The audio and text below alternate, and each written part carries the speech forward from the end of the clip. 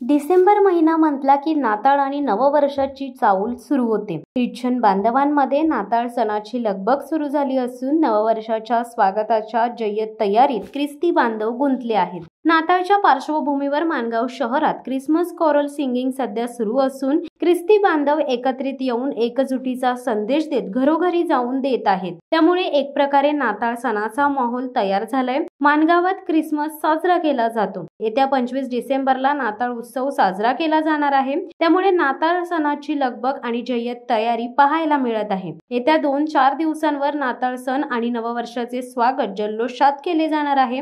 संपूर्ण बाजारपेठ नाताळ सणाच्या चाहुलीने सजून गेली आहे। माणगाव शहर, मडेगाव, जांभूळवाडी, इंदापूर, तळा तसेच म्हसळा या सर्व भागातील ख्रिस्ती बांधव सध्या या माहोलमध्ये रंगून गेले आहेत। नाताळमध्ये सांता क्लॉज सर्वांना आकर्षण ठरत असतो। गावागावात वाड्यात जाऊन सांता क्लॉज लहान मुलांना चॉकलेट खाऊ देऊन एक मनोरंजनात्मक असा संदेश देत या निमित्ताने देत असतो।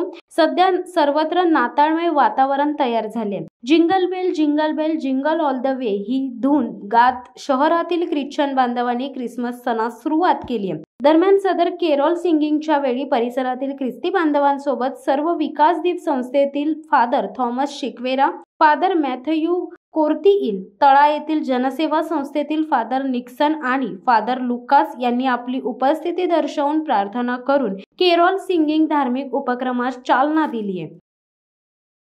शिवसत्ता टाइम्ससाठी नरेश पाटील, माणगाव।